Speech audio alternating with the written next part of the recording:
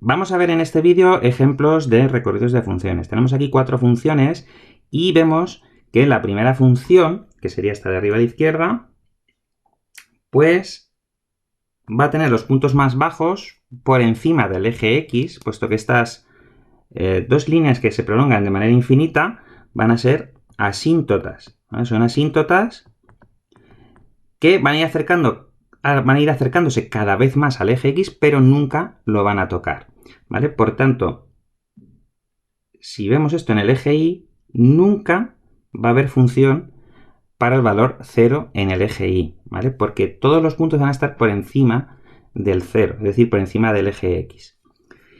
Del mismo modo vemos que el punto más alto lo tenemos aquí, en el 4, ¿vale? ¿Qué significa esto? Pues que todos los puntos de la función están entre el 0 del eje Y y el valor 4, ¿vale? Bueno, ¿y esto qué significa?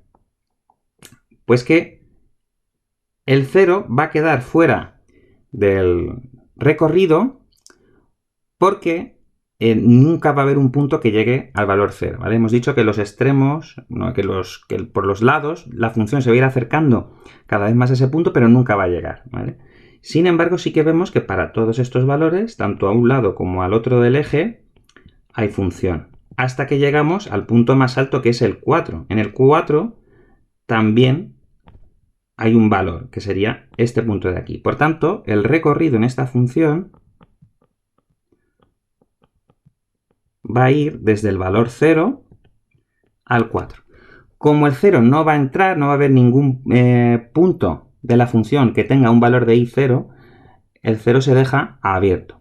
Mientras que en el 4 sí que hay un punto, que es el máximo de la función. Por tanto, como en el 4 sí se incluye, el recorrido se cerraría en ese valor 4. Por tanto, el intervalo sería el 0, 4 con el 0 abierto y el 4 cerrado. Bueno, en esta segunda función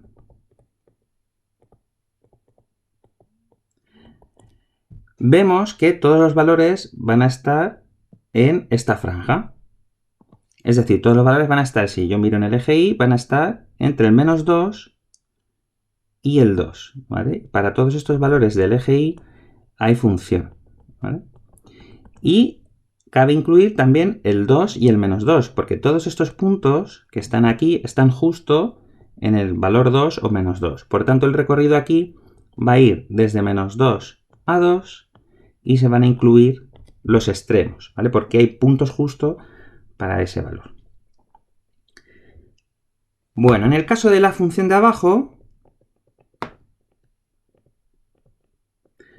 bueno, si nos fijamos en el eje Y, este trazo se va a ir a menos infinito, luego desde menos infinito va a haber valores de la función en el eje Y, ¿vale? Todos estos vemos que tienen valores,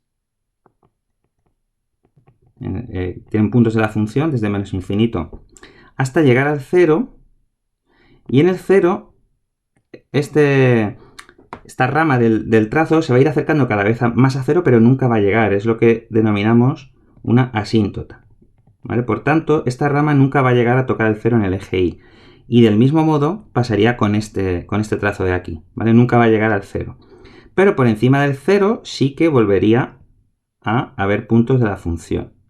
Y esto se iría hasta más infinito, ¿vale? Por tanto, si nos fijamos aquí, el recorrido en el eje Y va a ir desde menos infinito hasta el 0, que lo tenemos que dejar abierto porque no va a tener punto de la función, unión desde 0 a más infinito.